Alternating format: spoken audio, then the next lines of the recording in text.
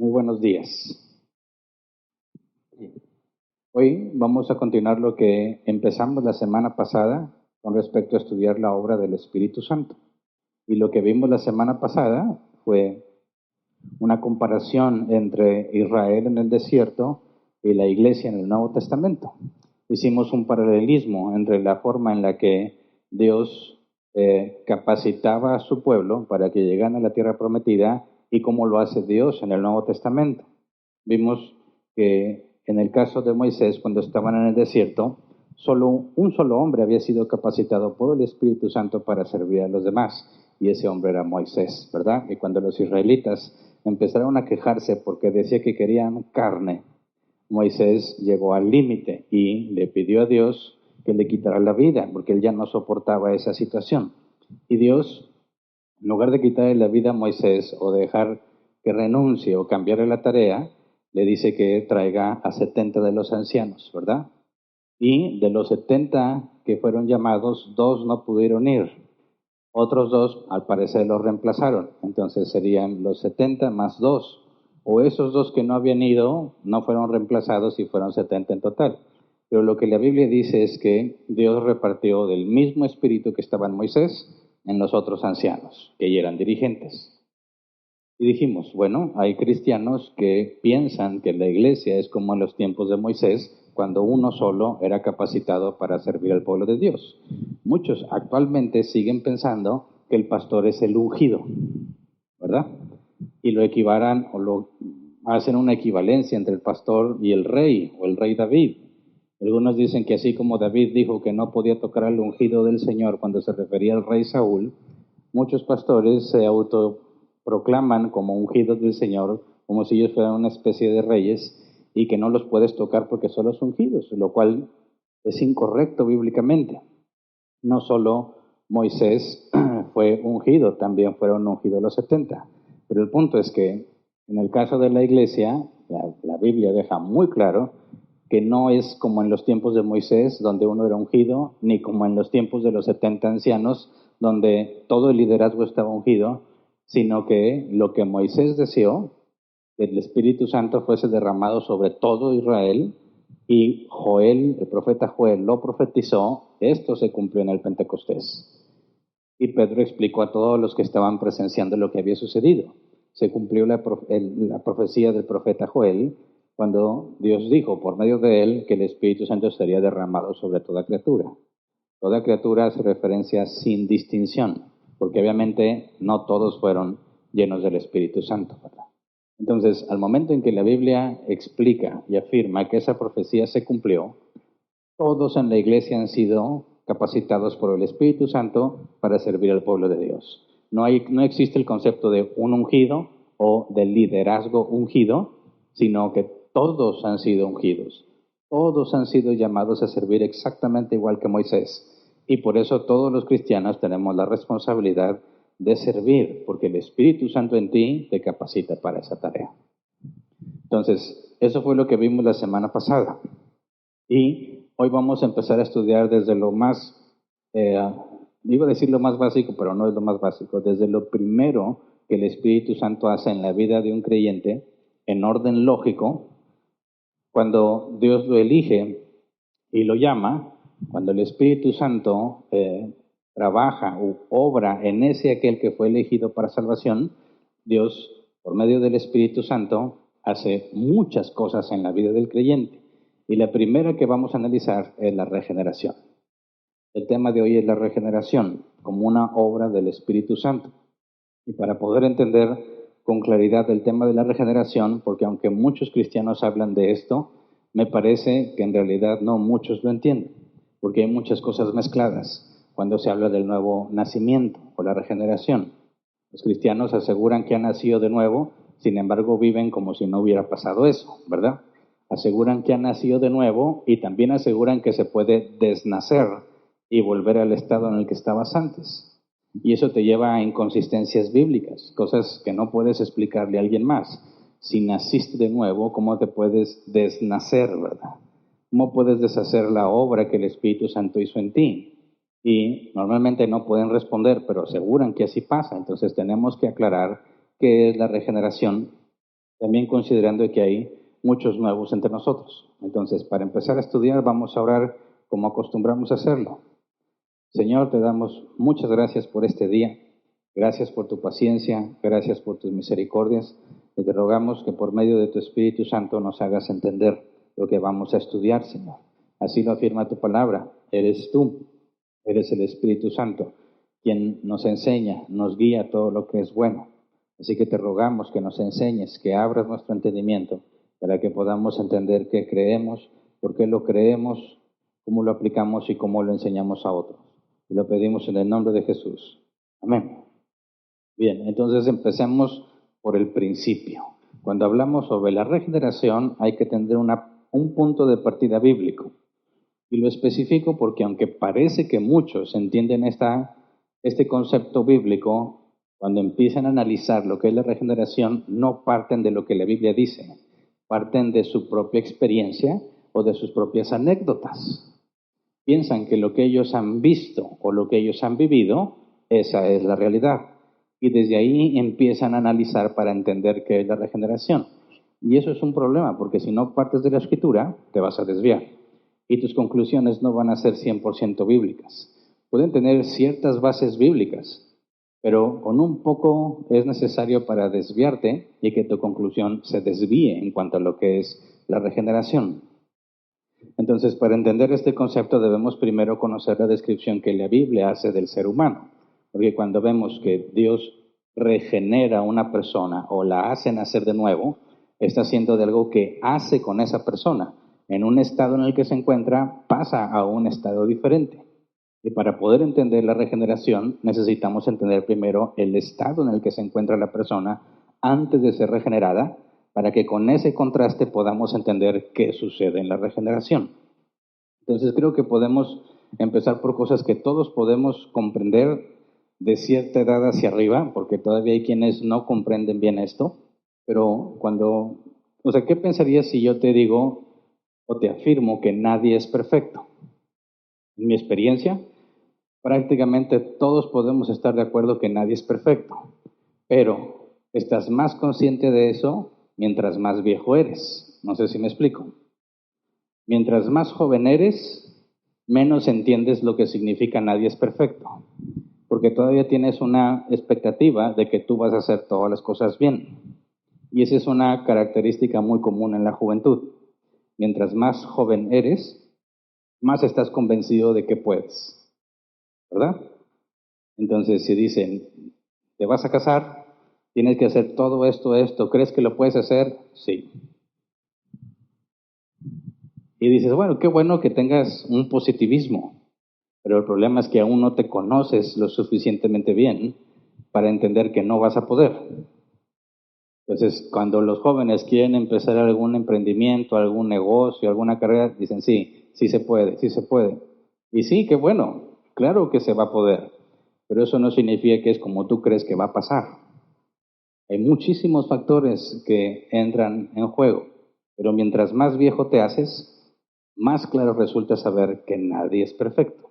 Así que no importa la ideología actualmente en nuestra cultura, yo creo que todos, aunque vaya variando el nivel de comprensión o entendimiento de esto, pero todos pueden decir por experiencia propia, nadie es perfecto, ¿verdad? El punto es que tenemos que ver qué significa que nadie sea perfecto, porque podemos entender al menos dos cosas. Todos podemos saber, sí, es muy fácil olvidar fechas importantes, ¿verdad? Es muy fácil fracasar en nuestros proyectos. Es muy fácil callarnos cuando debimos hablar, o es muy fácil hablar cuando debimos callar. Es tan fácil cometer errores que puedes llegar fácilmente a la conclusión, no soy perfecto. Pero hay al menos dos vertientes, dos formas de comprender lo que significa que nadie es perfecto por parte de las personas que lo dicen. Cuando tú piensas en la frase nadie es perfecto, estás hablando de la perfección, ¿verdad? Y hay unos que dicen, mira, soy bueno, pero me equivoco. Cuando dicen nadie es perfecto, es de, oye, sí, hago muchas cosas bien, pero de repente me salen algunas cosas mal. Nadie es perfecto, lo dicen en el sentido de que me acerco a la perfección, pero me equivoco. La otra forma de ver esa frase, nadie es perfecto, es decir, nadie está cerca de la perfección. Todos cometemos muchos errores. Y es ahí donde yo veo la diferencia entre la juventud y la madurez. No necesariamente por la edad, puede haber jóvenes muy maduros y viejos muy inmaduros, ¿verdad? Pero normalmente está asociada a las experiencias que has vivido con la edad, aunque hay excepciones. Entonces, mientras menos consciente eres de ti mismo, cuando dices nadie es perfecto, estás diciendo hago muchas cosas buenas, me acerco a la perfección, pero tengo fallas. Y conforme empiezas a avanzar en la edad y en la madurez, empiezas a decir cada vez estoy más lejos de la perfección, más de lo que yo pensaba. Y esto es importante comprenderlo, porque si necesitamos una postura bíblica y nosotros vemos por experiencia que nadie es perfecto, bueno, ¿qué dice la Biblia al respecto? Nuestra experiencia en este caso concuerda con lo que la Biblia dice. Yo creo que podemos deducirlo con facilidad. Si vamos a Romanos 3, versículos 10 al 12, dice, así está escrito, no hay un solo justo, ni siquiera uno. No hay nadie que entienda, nadie que busque a Dios. Todos han descarriado, a una se han corrompido, no hay nadie que haga lo bueno, no hay uno solo. Nadie que haga lo bueno, ok. Siempre escucho la objeción, pero yo sí hago cosas buenas. Siempre. Yo sí hago cosas buenas. Entonces, ¿cómo es que aquí dice que nadie hace lo bueno?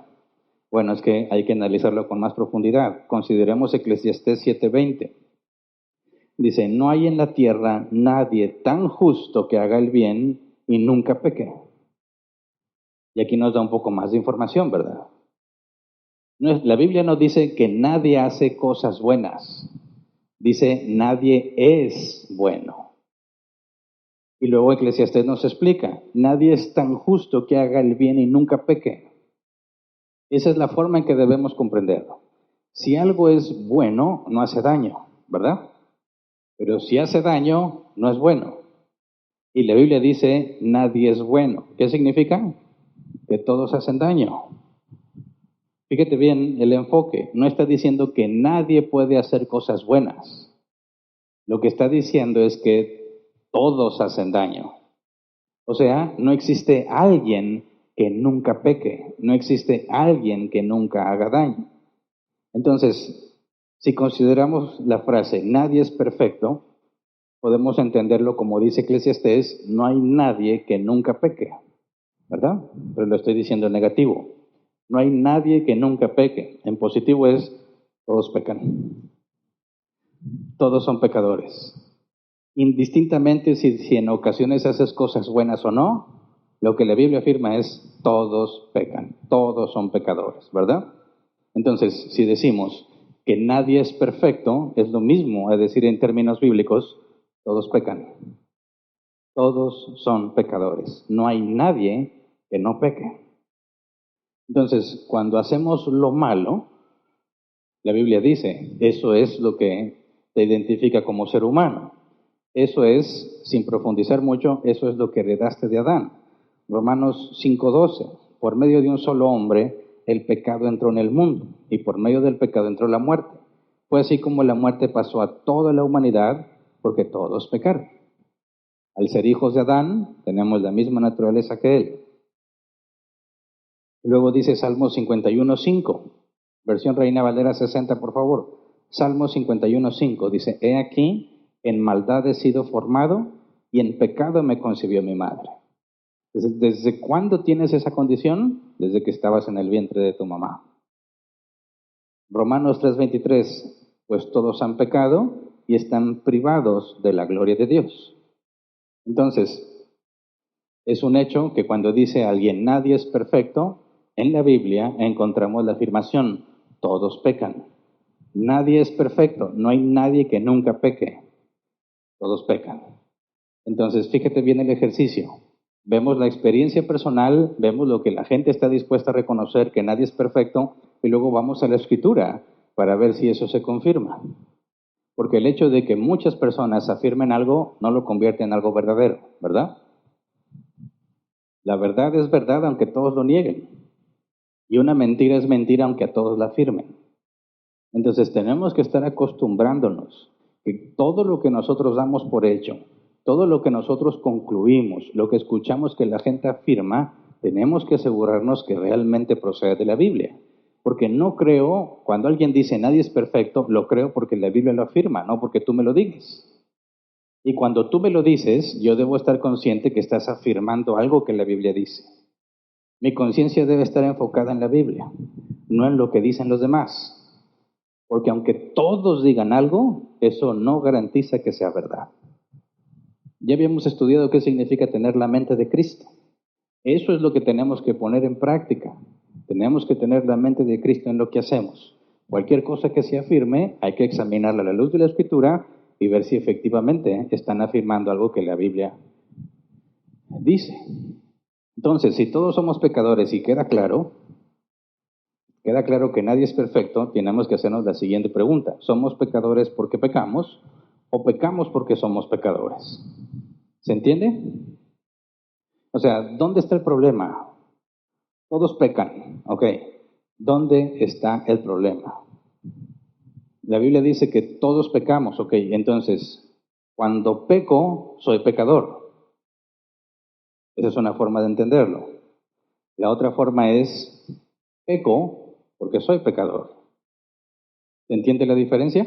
O sea, estoy diciendo, si cuando peco eso me convierte en pecador, el problema no está en mí, sino en lo que hago.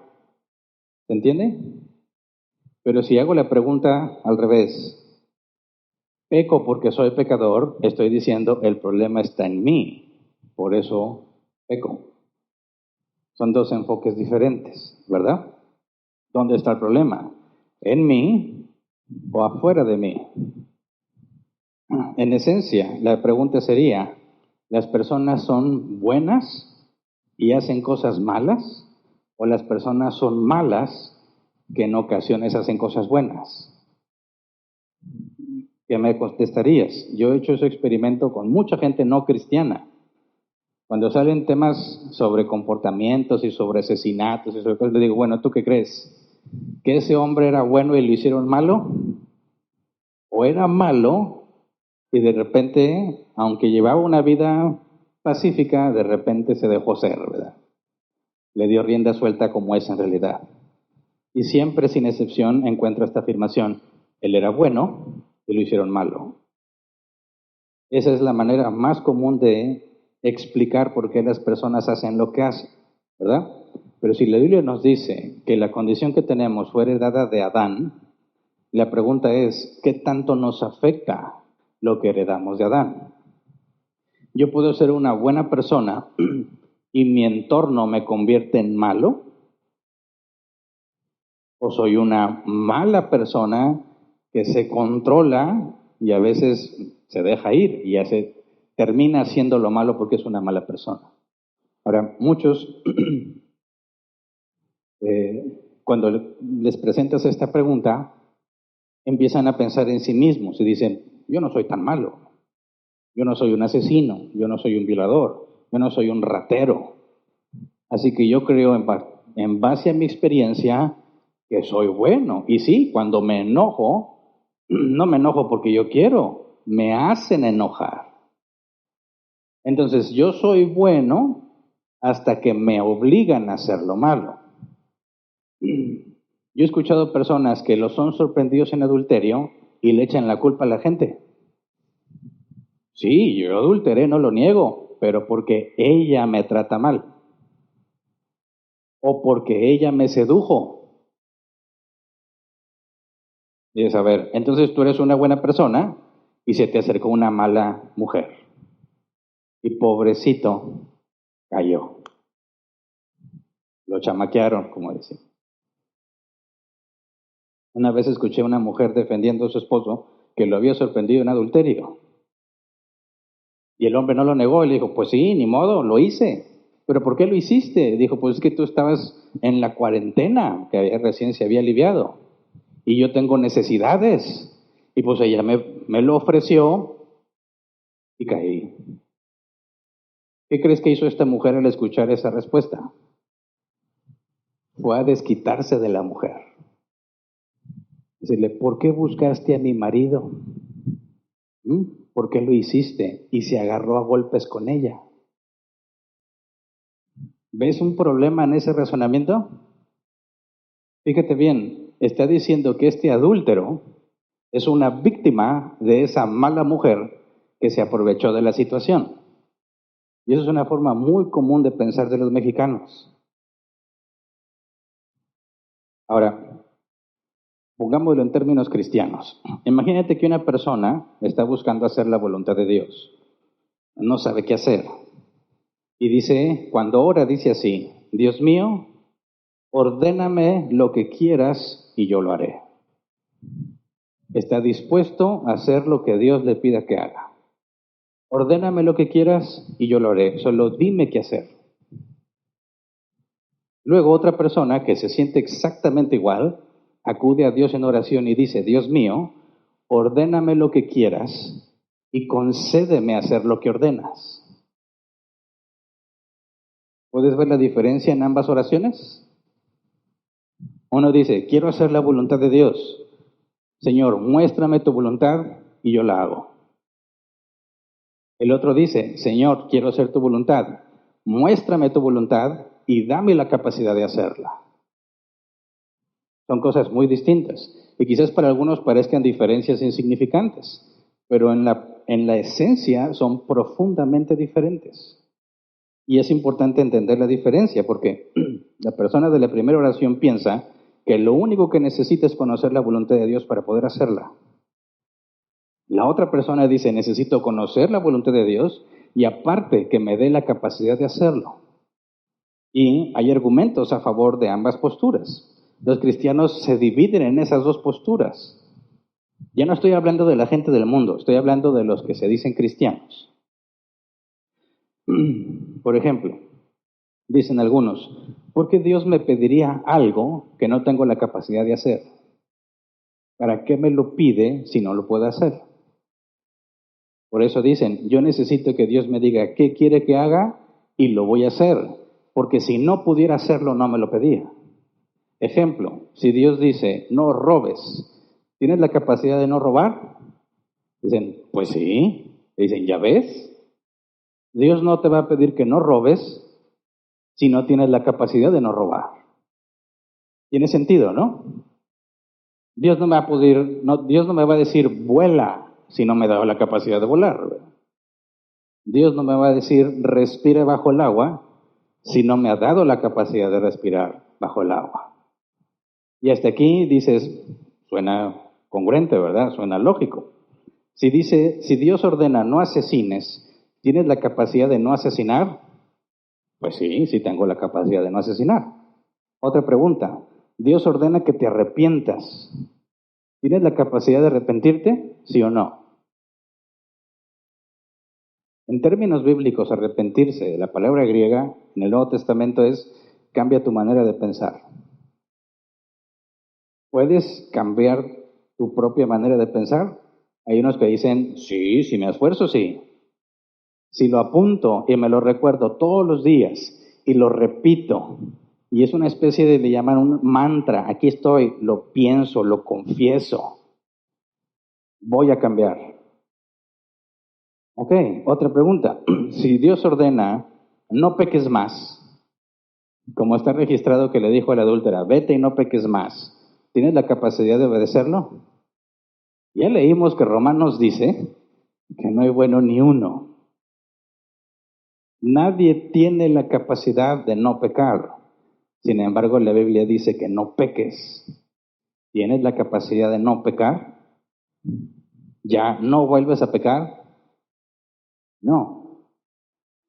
Entonces, ¿qué pasó? Dios puede pedirme cosas como cuando dice, sean santos como yo soy santo. ¿Puedes hacer eso? No. Entonces, ¿cómo me lo pide? La teoría de que Dios solo pide lo que puedes hacer no se puede sostener ante esas preguntas. Dios te pide que no peques y no puedes dejar de pecar. Dios te pide que seas santo como Él es santo y no puedes hacer eso. Entonces, ¿qué pasa? ¿Cuál es la forma correcta de entender lo que pasa conmigo y mi condición? Si fuiste afectado parcialmente, es decir, heredé de Adán la naturaleza pecaminosa, pero todavía yo puedo hacer las cosas bien, solo que Dios me diga qué y yo lo hago. O no tengo la capacidad de hacerlo por mi naturaleza pecaminosa. Entonces no basta con que Dios me diga que no peque. Él tiene que obrar en mi vida para que pueda cumplir lo que Él me pide. ¿Se entiende? Porque aquellos que consideran que somos afectados solo parcialmente, que en esencia somos buenos todavía y que lo único que necesitamos es información, esa forma de pensar la encuentras en muchísimas partes y en la cultura de nuestra sociedad. Por ejemplo, cuando dicen, ¿cómo le hacemos para disminuir la delincuencia? ¿Cómo le hacemos para que los hombres ya no golpeen a las mujeres? ¿Qué propones? Dicen algunos, bueno, más educación. Más educación. Vamos a poner spots en la televisión que digan golpear a la mujer es malo. ¿Cómo ves? ¿Buena idea o mala idea? ¿Te imaginas un golpeador acaba de golpear a esa mujer y está comiendo y ve la tele? Y dice, golpear a las mujeres es malo, no lo hagas. Y va a decir él, de haber sabido, haberme dicho antes y me hubiera evitado lo que hice. ¿Tú crees que eso va a pasar? Ahora, yo no digo que la educación no sirve para nada. Estoy tratando de entender dónde está el problema. El problema del golpeador, del abusivo, es que le falta información. Es que nadie le ha enseñado que eso no se debe hacer. Es que él no sabe que es un abuso golpear a una mujer. Si lo que le falta es educación y lo educas y deja de hacerlo, entonces te creo. Pero yo veo que sigue pasando, ¿verdad? ¿Se acuerdan los esfuerzos que nuestro gobierno ha hecho por evitar los embarazos en adolescentes? ¿En qué consistió el esfuerzo que han hecho desde que yo estaba en la secundaria? Y no es hace mucho. Desde que yo estaba en la secundaria empezó a promover eso con mucha intensidad. Y nos dijeron, y no se me va a olvidar, estábamos en clase y dijeron, vinieron unas personas del municipio y vienen a darles unas charlas sobre los embarazos no deseados en la adolescencia. Y cuando eres un adolescente y escuchas esas cosas, dices, te chiflan y les da vergüenza. Bueno, venimos a escuchar, vienen dos personas a hablar. En resumen, lo que nos dijeron es, tengan unos preservativos para que no se embaracen. ¿Alguien les dieron esas charlas? Bueno, varios amigos míos, como quiera, dejaron de estudiar y todo porque salieron embarazados. Ok, ¿cuál fue la estrategia del gobierno? Estos muchachos no les podemos pedir que se abstengan de la actividad sexual. Vamos a decirles que lo pueden hacer, pero con protección. Y eso se supone debe disminuir las estadísticas, debe disminuir los embarazos no deseados. ¿Y sabes qué dice la evidencia? Que se han disparado. No funciona para nada. Ya sé, vamos a alertarlos de las enfermedades por contagio sexual. ¿Disminuyó eso la actividad sexual en los jóvenes? Para nada. Necesitan más ayuda del gobierno. Necesitan más recursos económicos, mayor capacitación, apoyo psicológico. ¿Cómo vamos? ¿Cómo ves? ¿Está funcionando o no está funcionando? Son personas buenas que solo necesitaban información para que ahora eviten hacer lo malo. Por supuesto que no. No funciona. El problema de pensar que hay algo externo que va a evitar la maldad está incompleto. Claro que para eso existen las leyes, ¿verdad? Si haces esto, esta es la infracción. Y mientras más grave es lo que hayas hecho, más grave es lo que tienes que pagar, ¿verdad? O la cárcel. Por ahí estaba escuchando que en un municipio quieren cambiar eso de las multas y empezar a meter servicio comunitario. Te pasaste un rojo, no te van a cobrar. Te van a pedir que vayas a pintar una escuela. Y dices, bueno, puede servir como algo que te disuade de hacer lo malo. Y dices, ay no, qué flojera, ¿a qué horas voy a pintar una escuela? No pinto mi casa. ¿Quieren que vaya a pintar una escuela? Y dicen, bueno, entonces ya no me voy a pasar el rojo. Pero la gente lo sigue haciendo, ¿verdad? Por eso, yo no digo que no sirva la educación. Claro que sirve, pero eso no soluciona el problema. Dicen algunos, ¿saben qué? Necesitan todos un psicólogo. Apoyo psicológico y listo. Tampoco. Cuando los cristianos adoptan esa forma de pensar, vas a escuchar que dicen, saca el campeón que hay en ti. Involucra a Dios a tus planes para que todo salga bien. Levántate y toma lo que es tuyo. Decídete a cumplir los sueños que Dios te dio. ¿Qué es lo que están diciendo? Lo único que necesitas es que te empuje, que te motive, que te dé la información para que vayas y hagas las cosas buenas que debes de hacer. ¿Cuál es el enfoque? El problema no eres tú, el problema es que te faltan cosas. El problema es que te han enseñado mal. El problema es el ambiente en el que te encuentras. El problema no eres tú. Y aunque la psicología trata de ir al individuo, solo le explica cuáles son los factores externos que lo pusieron así, ¿verdad? Presupone que son buenas personas. Entonces no soluciona el problema. ¿Pero qué dice la Biblia al respecto? Vamos a leer varios versículos. Génesis 6:5, Reina Valera 60. Dice, y vio Jehová que la maldad de los hombres era mucha en la tierra, y que todo designio de los pensamientos del corazón de ellos era de continuo solamente el mal. O sea, la maldad era mucha, está hablando antes del diluvio. Lo que llevó a Dios a decidir enviar el diluvio es que continuamente los pensamientos del corazón de ellos son lo malo. Siempre están pensando en hacer lo malo. Siempre están pensando en hacer lo malo. Primero de Corintios 2:14, Reina Valera 60 también. Dice, pero el hombre natural no percibe las cosas que son del Espíritu de Dios, porque para él son locura, y no las puede entender porque se han de discernir espiritualmente. Ahora, todo lo que Dios hace, todo lo que Dios dice es bueno. El hombre natural no puede entender las cosas de Dios, las cosas buenas de Dios. No se puede, no tiene la capacidad, se requiere el Espíritu Santo para entenderlo. Entonces, todas las personas naturales, hijos de Adán, carecen de la capacidad de entender las cosas buenas que Dios ordena a los hombres. Gálatas 5:17, Reina Valera 60. Porque el deseo de la carne es contra el espíritu, y el del espíritu es contra la carne. Y estos se oponen entre sí, para que no hagáis lo que quisierais. O sea, lo que mi carne desea, mi cuerpo, siempre es contrario a lo que Dios quiere. Siempre es contrario a lo que Dios quiere. Y cuando tengo el Espíritu Santo está en contra de mi carne. Por eso los que son cristianos, los que son regenerados, tienen una lucha interna. Si son capaces todavía de hacer lo malo, pero no lo van a poder disfrutar. Aunque lo disfrutan, quizás en el momento en que lo hacen, no van a estar en paz, porque el Espíritu Santo está en ellos. Pero el que no tiene el Espíritu Santo, el que no es regenerado, hace lo que él quiere, lo que considera mejor. De continuo está haciendo las cosas mal. Segunda de Timoteo 2, 25 al 26. Dice, así humildemente debe corregir a los adversarios con la esperanza de que Dios les conceda el arrepentimiento para conocer la verdad, de modo que se despierten y escapen de la trampa en que el diablo los tiene cautivos, sumisos a su voluntad.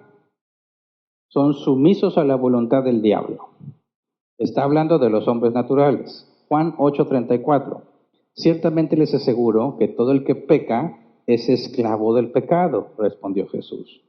Esclavo del pecado. Un esclavo no tiene voluntad propia. Hace lo que su amo le dice. Y si es esclavo del pecado, no puede dejar de pecar. Siempre va a estar pecando. Juan 3, 19 al 20.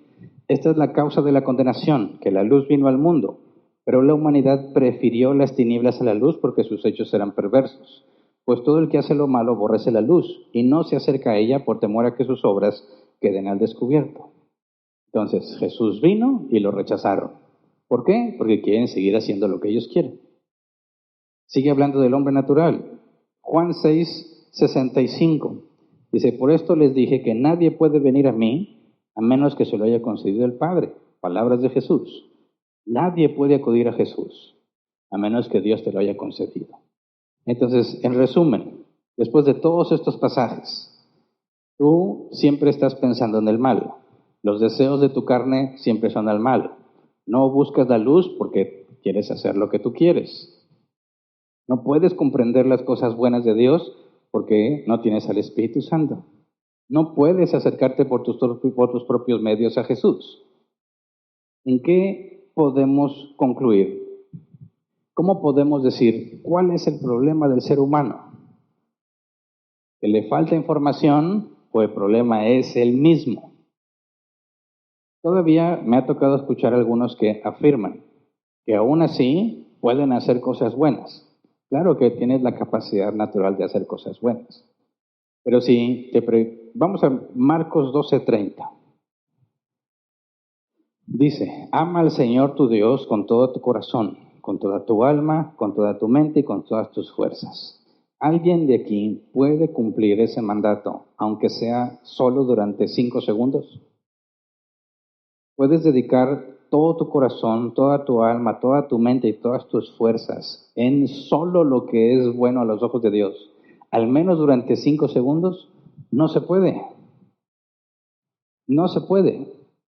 Es imposible que obedezcas esto que se está ordenando. Entonces yo creo que podemos concluir con la Escritura que el problema no está fuera de nosotros. El problema está en nosotros. Fíjate lo que dijo Jesús, Mateo 15, 17 al 19. Dice, ¿no se dan cuenta que todo lo que entra en la boca va al estómago y después se echa en la letrina? Pero lo que sale de la boca viene del corazón y contamina a la persona. Porque del corazón salen los malos pensamientos, los homicidios, los adulterios, la inmoralidad sexual, los robos, los falsos testimonios y las calumnias. Palabras de Jesús, ¿dónde está el problema? ¿Fuera del hombre o dentro del hombre? En el hombre, dentro de él, salen todos los problemas. Entonces, no es cuestión de qué te damos para que dejes de hacer el mal. El problema es que tú haces el mal porque así eres. Esa es tu naturaleza, ¿verdad? No soy pecador porque peco. Peco porque soy pecador. No soy una persona que nació siendo buena y el exterior me hizo malo. Soy una persona que nace siendo mala y el exterior, aunque puede limitar mi maldad, no la elimina. No la elimina. Ahora, esa es la condición del ser humano. Pregúntele a cualquiera que no conoce de Dios si es una mala persona, te va a decir que no. ¿Verdad? Tienes que demostrarle. A ver, ¿alguna vez has mentido? Ah, sí, todos, ok. Entonces es mentiroso, ¿verdad? ¿Alguna vez has robado? No. Ni cuando eras niño. Ah, sí. ¿Cómo le llamas? ¿Cómo le dices a alguien que roba? Rapero. ¿Alguna vez has codiciado a una mujer? Le preguntas a los hombres, dicen, pues sí. Bueno, ¿cómo le llamas a esos? Jesús los equiparó con los adúlteros o con los fornicarios. Tú dices que eres bueno, pero ya confesaste que eres un mentiroso, ratero, adúltero, fornicario. ¿Cómo es que sigues pensando que eres bueno? Y es ahí cuando dicen, no, pues así sí, ¿verdad? No soy bueno. Bueno, el problema es que eres malo, pero eres incapaz de verlo. Y piensas que la solución está fuera de ti, pero eso es imposible. Es decir, no hay algo que te tengan que dar para que tú dejes de hacer el mal. Ahora, ¿por qué es esto un problema que tiene que ver con la regeneración? Vemos lo que la Biblia dice brevemente acerca de Dios. Salmos 7, 11, Reina Valera 60. Dice, Dios es juez justo y Dios está airado contra el impío todos los días. ¿Qué es un impío? Alguien que no tiene piedad. ¿Qué es la piedad en términos bíblicos? Amar al prójimo. Amar las cosas que para Dios son santas. Aborrecer lo que Dios aborrece. Ese es un hombre piadoso. Un impío es alguien que no tiene en cuenta a Dios. Y la Escritura dice que Dios está airado contra el impío todos los días. Ahora, algunos dicen que Dios aborrece el pecado, no al pecador, ¿verdad? Vamos a Salmos 11:5, Reina Valera 60. Dice, Jehová prueba al justo, pero al malo y al que ama la violencia, su alma los aborrece. La palabra aborrece aquí, el hebreo sane, odiar, detestar, lo opuesto a ser amado.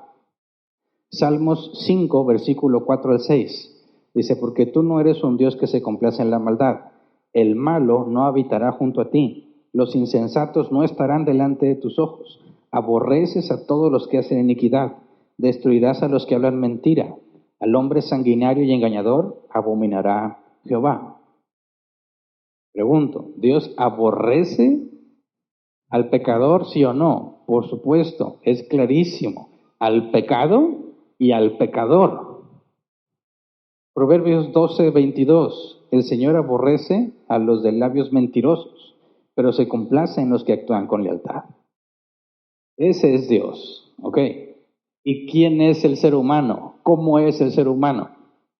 ¿Entiendes el problema? Hay un día de juicio, ¿verdad? Y dice la Escritura, Romanos 6:23, porque la paga del pecado es muerte, mientras que la dádiva de Dios es vida eterna en Cristo Jesús nuestro Señor. Y esta muerte se refiere tanto a la física como a la espiritual, la eterna condenación. Eso es lo que merece el que peca. Entonces, ¿cuál es la situación en la que se encuentra el ser humano? Fíjate bien, esto es un engaño tan generalizado que muchos no lo pueden ver, y lo he dicho en distintas ocasiones. Todas las personas piensan que Dios es su Padre, ¿verdad? Todas afirman que Dios está con ellos. Todos afirman que Dios se complace en ellos. Yo sé que mi Dios me guarda y me protege. Y dices, por el tipo de persona que es, eso es imposible. Pero todos están convencidos de que Dios los ama a todos por igual porque todos son sus hijos. Y lo que la Escritura dice es que los aborrece. Los aborrece y los va a destruir. Por eso cuando lees Apocalipsis, dice, Apocalipsis 6, capítulo 6, que los hombres poderosos, los reyes y los principales y de todo tipo se escondían entre las peñas y gritaban, ha llegado el día de la ira del Cordero. Y le pedían a los peñas que los aplastaran y los libraran del que venía. ¿Por qué? Porque Dios los va a destruir. ¿Me explico? Entonces, cuando hablamos de la verdad sobre la condición humana y sobre quién es Dios, los cristianos deben entender bien esto. ¿En qué consiste la salvación? Porque muchos dicen, es que Dios nos va a salvar del diablo, ¿verdad? Dios nos va a salvar del diablo, piensa. O sea que, fíjate bien lo que implica ese razonamiento. Dios nos va a salvar del diablo, eso implica que el diablo los castiga porque hicieron lo malo, ¿verdad? Si el diablo los castiga por hacer lo malo, entonces eso al diablo lo convierte en alguien justo, ¿verdad? Porque si el diablo es malo y tú haces lo malo, jamás te va a castigar por eso, te va a aplaudir. Pero muchos dicen, es que me está yendo mal porque el diablo me está castigando porque me he portado mal. Eso es absurdo, no entiendes ni quién es Dios, ni quién es el diablo. Porque no es el diablo el que te va a castigar.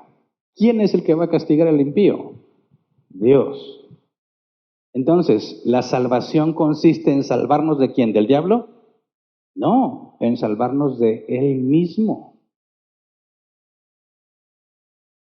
Salvarnos de Él mismo. Dios mismo es el que va a castigar. El infierno va a ser una condena insoportable precisamente porque Dios es justo. Y el diablo va a sufrir también ahí. La idea de que dicen muchos, y hace poquito la escuché, yo prefiero el infierno porque ahí va a haber un fiestón, dice. Y bueno, en eso consiste la obra de Satanás en el mundo, ¿verdad? Ha invertido las cosas. ¿No entienden? Que también Satanás va a ser castigado ahí. El punto es, la salvación es esto, Dios nos salva de su ira.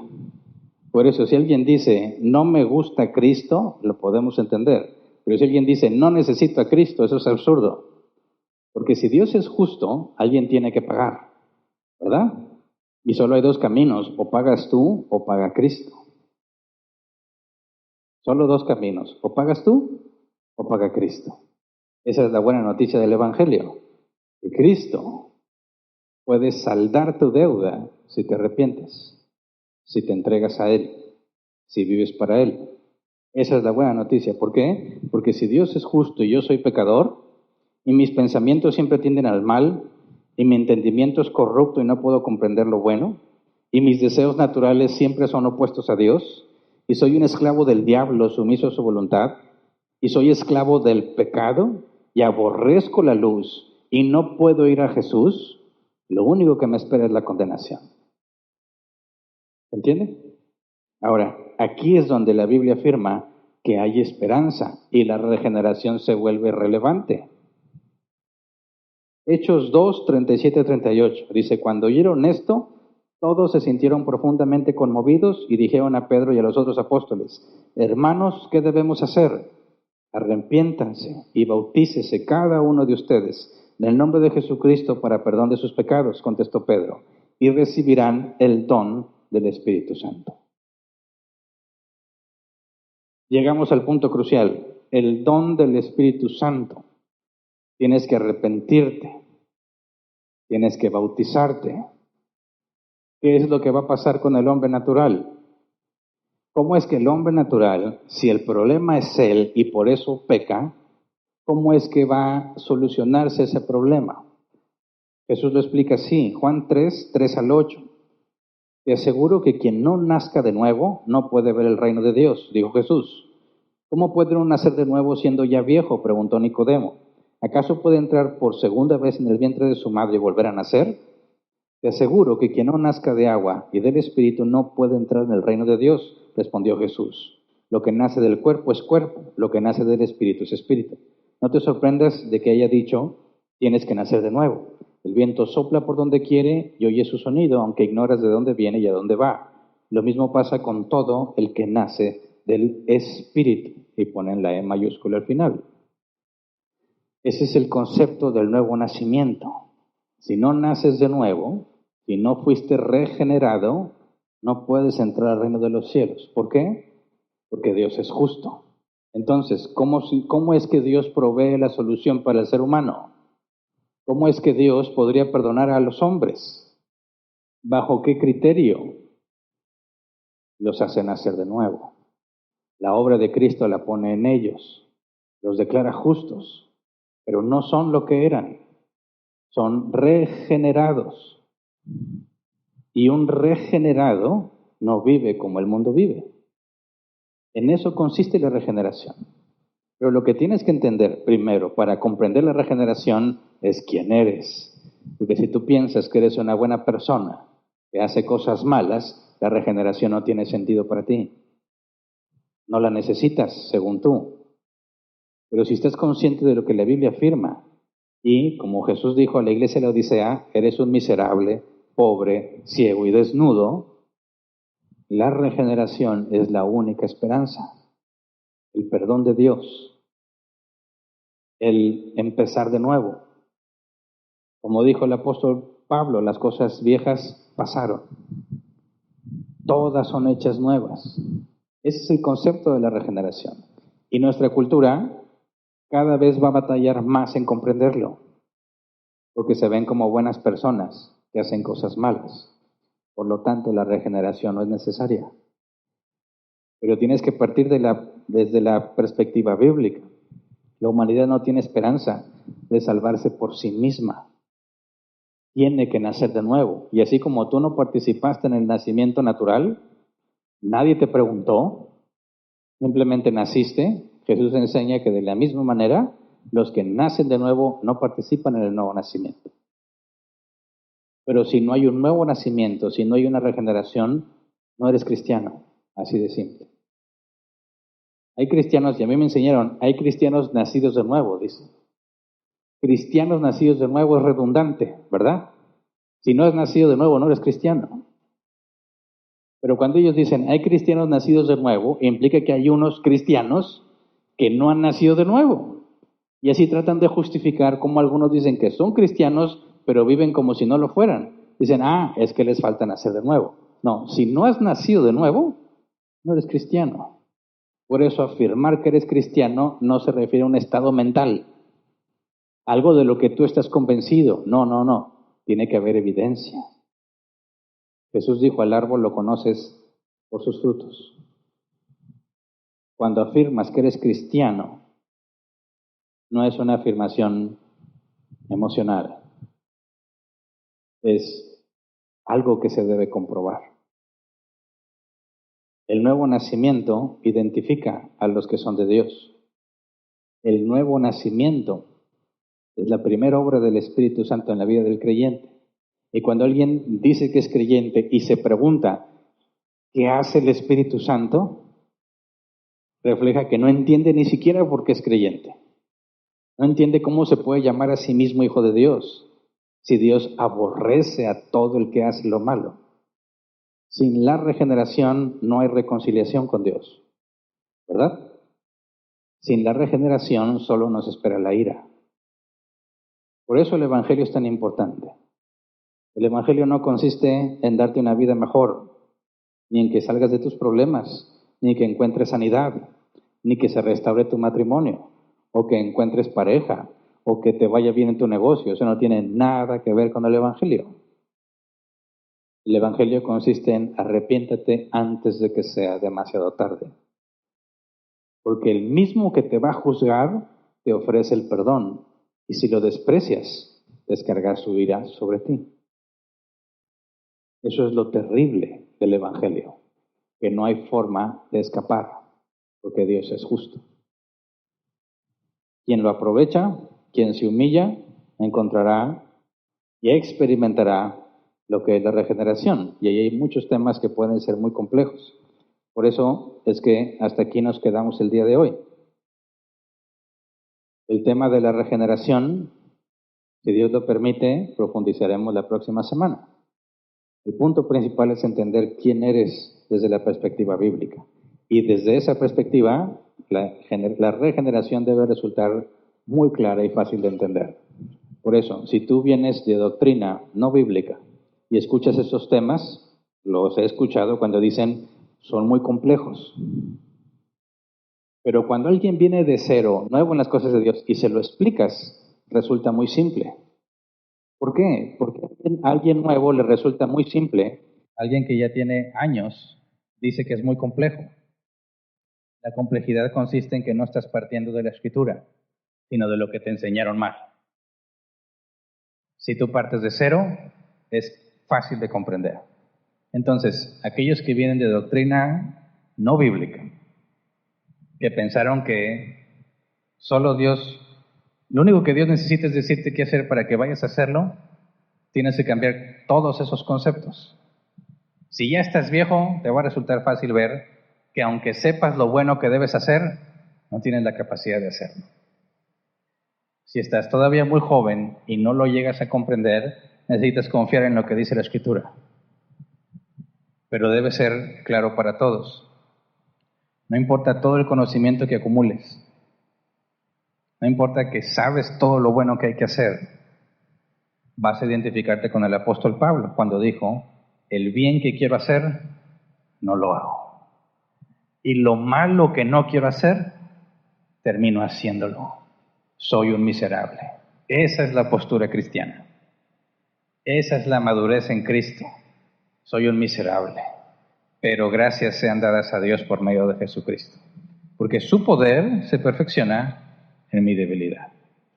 Entonces vamos a ponernos de pie y vamos a orar. Mis hermanos, la cultura ha sido muy eficiente en propagar su doctrina. Muchas personas, incluso los cristianos, están convencidos de que la gente solo necesita información, solo necesita educación, solo necesita de un psicólogo para resolver sus problemas. ¿Cómo le hacían antes de que fuera institucionalizada la educación? ¿Cómo le hacían antes de que existieran los psicólogos?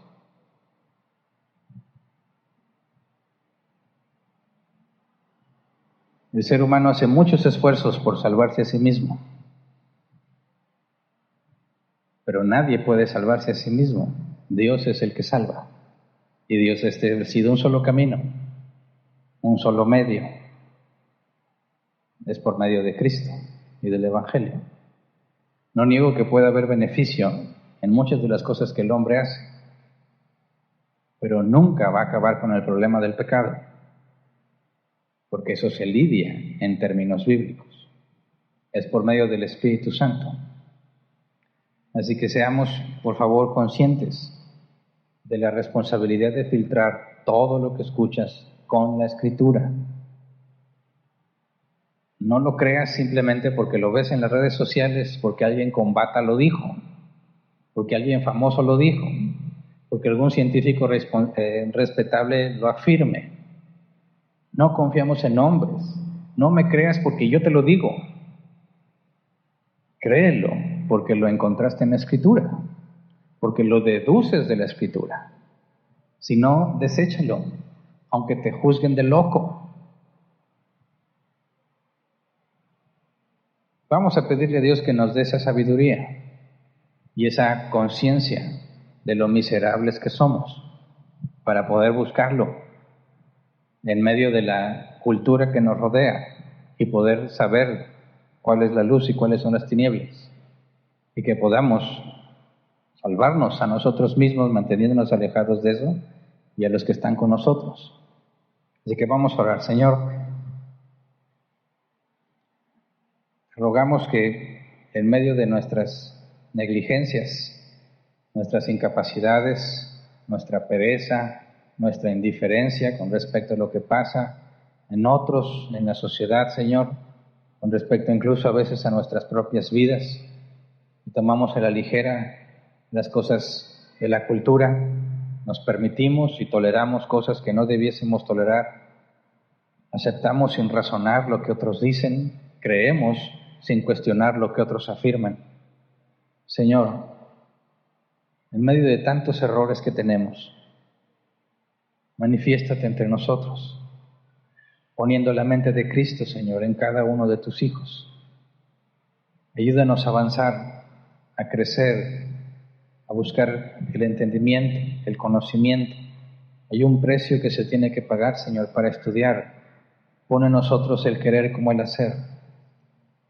Ayúdanos, enséñanos a dar el tiempo necesario para instruirnos, para leer, para escudriñar, para escuchar a maestros de buena doctrina, para buscar, Señor, resolver, dar respuesta a los cuestionamientos, a las afirmaciones de nuestra cultura, para que podamos ser luz en las tinieblas. Ayúdanos, Padre, a no ser arrastrados por la corriente, ya sea por pereza, por indiferencia, por ignorancia. No, Señor, ayúdanos a permanecer firmes, a encontrar las respuestas, considerar lo que se afirma, ponerlo en duda, cuestionarlo, escudriñar tu palabra, Señor, buscar las respuestas. Ayúdanos, Padre, a no ser consumidos como sucedió con Lot y su familia, Señor, que estuvieron viviendo en Sodoma y Gomorra y terminaron, Señor, totalmente influenciados por esa cultura. Ayúdanos, Padre, según tu oración, que afirmas que aunque estamos en el mundo, no somos el mundo. No nos expongas a tentación, Señor. Líbranos del maligno. Ayúdanos a tener un buen criterio. Ayúdanos, Señor, a examinarlo todo como dice tu palabra, de manera que estemos buscando dar pasos firmes en la vida cristiana. Estamos tan envueltos en la rutina, Señor, tan envueltos en los afanes y en las cosas del día a día necesarias para la vida, que nos olvidamos de lo más importante y fundamental, nuestra relación contigo, Señor. Crecer en entendimiento y en sabiduría. Por eso te pedimos perdón por todo lo que debemos estar haciendo y no lo estamos haciendo. Perdón por todo aquello que no debimos hacer y lo estamos haciendo. Ayúdanos, Señor, a crecer en santidad. Ayúdame a ser útil a mis hermanos. Ayúdanos, Señor, a edificarnos unos a otros, tolerarnos unos a otros, advertir y alertarnos unos a otros, de manera que podamos proseguir el camino, la buena carrera, Señor. Ayúdanos, Señor, a esperar en ti y a descansar en ti, en medio de tantas cosas, tantas dificultades, tantos vientos de doctrina diferentes, Señor. Concédenos permanecer fieles en tu palabra, que lo pedimos en el nombre de Jesús. Amén. Pueden sentarse. Pasamos a la sección de preguntas, si es que las hay. Dice Mike Rodríguez: ¿de qué forma se relaciona la regeneración con la revelación natural? Ya que he escuchado a muchas personas no creyentes decir que Dios es injusto porque no se hace accesible para todas las personas por igual. Bueno, la regeneración con la revelación natural no hay ninguna conexión. La revelación natural, bíblicamente hablando, simplemente deja sin excusa al hombre. La revelación natural, ya sea por lo creado o por medio de tu conciencia, sabes que algo es bueno o que algo es malo, aunque jamás hayas escuchado de un Dios en particular, aunque jamás hayas leído la Biblia. La revelación natural lleva de forma natural a que el hombre concluya, deduzca o induzca que tiene que haber un creador y que hay un estándar moral objetivo en la conciencia de todos los hombres que nos ayuda a entender qué es lo bueno y qué es lo malo. Ahora, sin la regeneración nunca vas a avanzar a la revelación especial. Dios se revela de dos maneras: lo que llamamos revelación natural, que es lo que cualquier ser humano puede deducir de la naturaleza y de su propia conciencia, y la revelación especial, que es lo que tenemos en la Escritura. Y la Biblia afirma que para entender la revelación especial necesitas al Espíritu Santo. Si no, no la puedes comprender, para ti es locura. Académicamente puedes leerla y comprender, pero jamás te va a servir como algo que pongas en práctica. Ese es el entendimiento del que habla la Escritura. Porque aún en los tiempos de Jesús, los fariseos y los maestros de la ley, Jesús dijo: hagan lo que dicen cuando les enseñan, pero no hagan lo que ellos hacen. Entonces sí, una persona no regenerada, que no tiene el Espíritu Santo, puede captar el sentido de lo que la Biblia dice, sí, pero no le sirve para nada, porque jamás lo va a poner en práctica. Es mero conocimiento hueco. Es a lo que Jesús se refiere cuando les dice sepulcros blanqueados.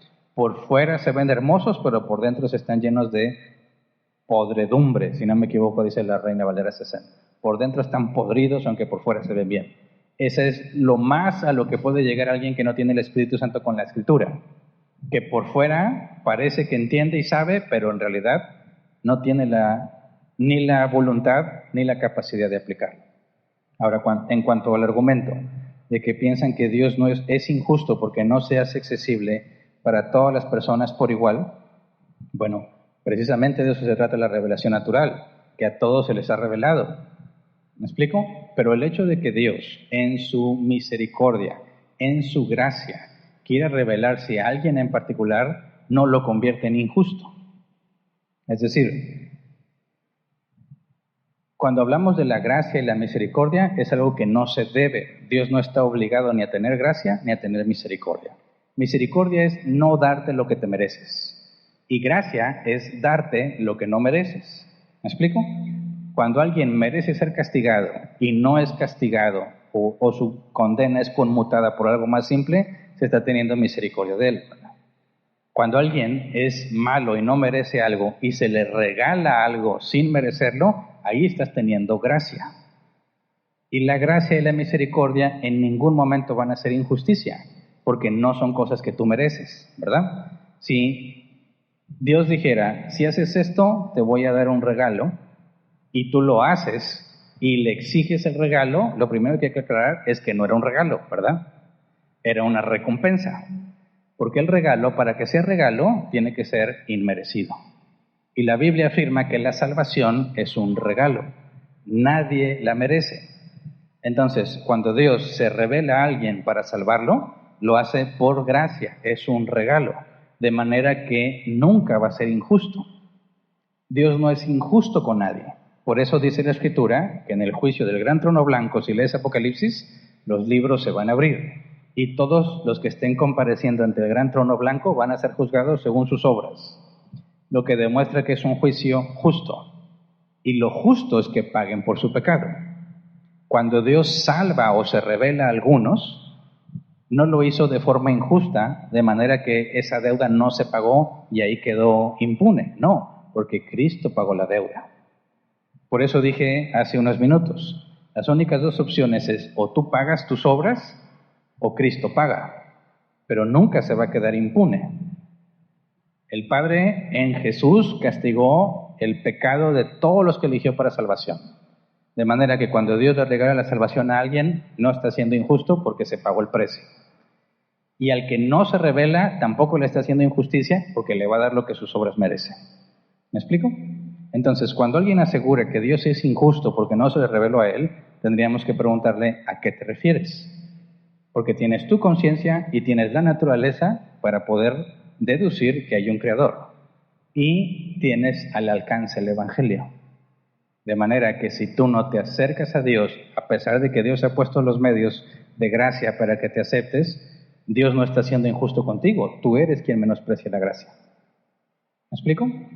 Hay que preguntarle cuáles son las bases para argumentar la injusticia de Dios y con eso vas a tener la opción o vas a saber el camino para saber cómo responder. Siguiente, dice Gustav, nada más dice Gustav. Buenas tardes, pastor. Entonces, ¿por qué Jesús le dijo a Pedro que caminara sobre el agua si nadie tiene la capacidad de caminar sobre el agua? Interesante pregunta. Precisamente yo te preguntaría, ¿y por qué caminó sobre el agua? No le pidió que hiciera algo que no puede, le ordenó y le dio la capacidad para que lo hiciera. Ese es el ejemplo de la oración. Señor, ordena lo que quieres y dame la capacidad para hacerlo. Y ese ejemplo, Pedro caminando sobre el agua, lo demuestra, ¿verdad? Porque si nada más dijera, ordena lo que quieres y yo lo hago, y le dice, ven, Pedro jamás hubiera podido hacerlo. Cuando Dios te dice, sé santo porque yo soy santo, lo vamos a ver la próxima semana con detalle, pero por eso te dio su Espíritu Santo. ¿Me explico? Dios te dice qué y te da los medios para que lo hagas. Jamás te dice qué y deja que por ti mismo lo hagas, porque no puedes. Siguiente, Diana dice, buen día pastor, ¿qué pasa con las personas que se ve un testimonio bueno, un cambio de mentalidad y acciones, hablan de Cristo y se esfuerzan en hacer lo correcto en la vida diaria, perdonan, se abstienen de hacer el mal, leen la Biblia, etcétera, pero no se congregan en ninguna iglesia, no se declaran cristianos? ¿Será que pertenecen a la iglesia invisible? La respuesta es no. Fíjate bien, el evangelio no consiste en qué haces, ¿verdad? O en cómo te portas. Cómo te portas es evidencia de lo que Dios hizo en ti. El evangelio no consiste en que tú tienes que hacer esto para salvarte. El evangelio consiste en que Dios regala la salvación si te arrepientes. ¿Me explico? Entonces, cuando una persona hace lo que parece indicar que una persona que ha nacido de una guarida es moral, es decente, no es infiel, es trabajador, pero yo no quiero saber nada con la iglesia de Cristo, deja en evidencia que no pertenece a Cristo, ¿verdad? Porque quien desprecia la iglesia no entiende lo que la palabra iglesia significa. La iglesia en el griego es la asamblea, el conjunto de los que han sido puestos aparte. La iglesia de los santos son aquellos que no son del mundo, son de Cristo, pero aún están en el mundo. Y cuando alguien dice, yo no quiero tener nada que ver con la iglesia, él mismo se pone en el lugar del incrédulo, del que no es de Cristo. Ahora, puede ser que algunos dicen, yo conozco puras hipocresías de las iglesias y no quiero nada con la iglesia, pero ahí están hablando en ignorancia, ¿verdad? Porque su ignorancia no les deja ver que la iglesia de Cristo no está compuesta por las personas que ve, porque la iglesia de Cristo es invisible. Es decir, nadie ve el corazón de las personas. Jesús deja claro que en los tiempos finales muchos se van a sorprender de que no son salvos, ¿verdad? Muchos parecen salvos y parecerán salvos toda su vida. Y cuando llegue el juicio final, Jesús les dirá, apártense de mí, hacedores de maldad. Nunca los conocí. El evangelio no consiste en que te portas bien para salvarte. El evangelio consiste en que te portas bien por gratitud al que te salvó. ¿Se entiende la diferencia?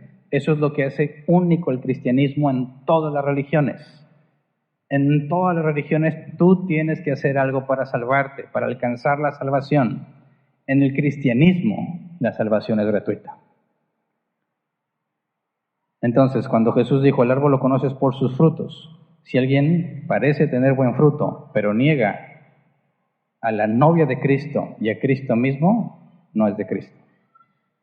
Siguiente, Cecilia Márquez Salas. Bendiciones, pastor. Hernán Yapé, gracias. Dicen, algunas concordancias dicen que es lo mismo corazón y mente. ¿Es esto correcto? Gracias. Sí, hay que recordar que cuando vemos tanto en hebreo como en griego la palabra corazón, en el contexto de ellos se refiere al centro donde se toman decisiones. Quizás nos parezca sorprendente para nosotros, pero la gente de antes pensaba que las decisiones se tomaban en el estómago. No tenían conciencia del cerebro y de su funcionamiento. Seguramente han visto un cerebro, pero no entienden qué es lo que pasa en el cerebro. Entonces, para ellos el corazón o sus entrañas es el centro de las decisiones. A veces es el centro emocional que los ayuda a tomar una decisión u otra. Entonces, cuando ellos se refieren al corazón, no están hablando de los sentimientos, sino de las decisiones que tomas. ¿Me explico? ¿Por qué no hablaban ellos, de la cabeza o de la mente? Porque ese concepto no existía como tal. Ellos imaginaban que aquí en las entrañas, por aquí tomamos las decisiones, ahí está la esencia del ser y ahí donde se deciden las cosas. Y así lo transmiten, ¿verdad? En el corazón, en el centro afectivo. Pero no vas a encontrar que se refiera a, Señor, usa mi cerebro para que pueda entender. No. Sí, les abre el entendimiento, aunque ellos no lo relacionan directamente con el cerebro. Entonces, cuando vemos la palabra corazón, en el contexto correcto, está refiriéndose a la mente, aunque no está ligado al cerebro, como nosotros hoy en día lo entendemos. Siguiente, dice Irving, ¿crees que sería prudente involucrarse públicamente con personas que no son regeneradas, pero que defienden los valores judio-cristianos como Ben Shapiro o Jordan Peterson, como lo hizo MacArthur y otros pastores? Es decir, ¿dónde trazamos la línea de compatibilidad con quienes no son cristianos, pero compartimos valores y luchamos por un fin político común? Bueno, yo creo que cuando se trata de defender la verdad, tendríamos que considerar que cuando decimos que somos sola Escritura, no estamos diciendo que solo la Biblia tiene la verdad. La verdad es de Dios, toda verdad es de Dios. Y cuando tenemos a personas que no se identifican como cristianos, que quizás no tienen nada que ver con el cristianismo, pero están en contra del aborto, nosotros tenemos que considerar, ok, el aborto está mal, ¿verdad? Es verdad que el aborto es un asesinato, partiendo de la Escritura. Y si hay otras personas que llegan a la misma conclusión y hacemos equipo por defender esa verdad, en ninguna manera implica que yo estoy de acuerdo con su estilo de vida. Estamos haciendo equipo para defender la verdad que proviene de Dios. ¿Me explico? Aunque ellos no estén usando la Escritura para defenderla. De manera que si yo tuviera que unirme quizás con un católico protestante, católico protestante es contradicción, un católico ortodoxo que quiera defender un tema bíblico en cuestión de la Trinidad, y tenemos que hacer equipo para demostrar que la Trinidad es bíblica, yo no tendría ningún problema en hacer eso, porque la verdad es verdad de Dios, ni mía ni del católico por ser católico, ¿verdad? Es algo bíblico. Pero eso en ninguna manera significa que yo estoy de acuerdo con lo que él haga. Sí hay que tener mucho cuidado, porque si de repente me empiezan a ver en las iglesias católicas, la gente va a sospechar, ¿verdad? Entonces, ¿podemos hacer frente común por defender la verdad de Dios? Mi opinión es sí, porque toda verdad proviene de Dios. Pero en ninguna manera significa que eso justifica que yo apruebe lo que ellos hacen. De hecho, me ha tocado vivirlo en cuestión de trabajo, ¿verdad? Cuando estoy con mis compañeros de trabajo y salen temas, conozco personas no cristianas que defienden la verdad bíblica y entre los dos argumentamos a los que no creen, ¿verdad? Y eso en ninguna manera significa que yo apruebo el comportamiento de quien lo hace. Pero toda verdad es verdad de Dios, sin importar quién la dice. Siguiente. Porque me dicen que me brinqué una, perdón. Jaime Francisco Hernández. Si después de haber nacido de nuevo peco y le pido perdón a Dios, ¿qué me hace pensar que realmente he nacido de nuevo? Tengo esa lucha en mi mente. Ok, mira. Cuando nos adentremos más un poco al nuevo nacimiento, espero que esa pregunta se aclare con más detalle. Pero lo que puedo decirte ahorita es la diferencia entre un regenerado y un no regenerado no consiste en si pecas o no pecas. Ambos pecan. Quizás este ejemplo que según es si no me equivoco, es de Spurgeon, dice que la diferencia entre un cristiano, un regenerado y quien no lo es como la diferencia entre un puerco y una oveja. Quizás la comparación les puede ofender a algunos, ¿no? Pero así es como lo dijo él. Dice, el puerco puede caer en el lodo y se revuelca y lo disfruta, ¿verdad? La oveja también tiene la capacidad de caer en el lodo, pero no se revuelca y lo disfruta. ¿Se entiende? Una cosa es que yo peque y me deleite en mi pecado y practique mi pecado y me alegre con otros que lo practican. Eso diría que yo no soy cristiano, ¿verdad? Lo otro es que si yo peco porque quise, pero me doy cuenta que está mal y no puedo estar en paz, no puedo deleitarme en lo que hice, me avergüenza lo que hice y eso me lleva a los pies de Cristo, entonces soy un regenerado. ¿Me explico? Porque el pecado en el que no es regenerado lo alienta a continuar alejado de Dios. El pecado en el regenerado lo humilla y se ve obligado a buscar a Dios. ¿Se entiende? Pero hay personas que se autoengañan y dicen, bueno, pequé, Señor, perdóname por lo que hice, amén, y ya se sienten felices. Y lo vuelven a hacer, Señor, perdóname por lo que hice, amén, y lo vuelven a hacer, y lo vuelven a hacer, y no hay un cambio en sus vidas. Ahí hay una alerta, ¿verdad? ¿Cómo es posible que eres hijo de Dios y no te disciplina? ¿Se entiende? Cuando el cristiano se empecina en pecar y es hijo de Dios, la disciplina de Dios va a dejar en evidencia que no es tolerable. Dios lo va a disciplinar, lo va a exhibir, lo va a meter en una situación crítica donde él se vea obligado a apartarse de ese pecado. Entonces dices, este es un hijo de Dios, porque a pesar de que se empeñó en pecar, Dios lo disciplinó. Pero hay otros que se empeñan en pecar y lo hacen, y Dios ni los evita, ni los exhibe, ni les pone una situación crítica y los deja hacer lo que ellos quieran. Ahí está la diferencia entre con Jesús, entre Pedro y Judas. A Judas Jesús le dijo, eso que vas a hacer, hazlo pronto. Y a Pedro le dijo, me vas a negar, pero yo he rogado que tu fe no falte. ¿Se entiende? Cuando tú dices que eres hijo de Dios y te has entregado al pecado y Dios no ha hecho nada para impedírtelo y tú te consideras hijo de Dios, te estás engañando a ti mismo. Porque la prueba, la evidencia de que eres hijo de Dios cuando estás en rebeldía es la disciplina. Así dice la Escritura. Dios azota, castiga a todo el que recibe por hijo. Si se te deja sin disciplina, dice, no eres hijo, sino bastardo. Entonces, en la vida normal del creyente que tropieza, ese propio tropiezo te va a llevar a los pies de Cristo, humillado a pedir perdón. Cuando te rebelas y lo haces, la disciplina es lo que pone en evidencia que eres hijo. Si el pecado no te lleva a los pies de Cristo y no hay disciplina, no hay nada que te haga pensar que eres de Cristo. ¿Me explico? Se acabó el tiempo, ¿verdad? Bien. ¿Algún mensaje en línea, además del que ya dije? ¿No? ¿Ok? ¿Es todo entonces? Bueno, si Dios quiere, continuamos la próxima semana. Cuídense, descansen y guárdense del calor que está fuertecito, ¿verdad? Nos vemos la próxima sesión.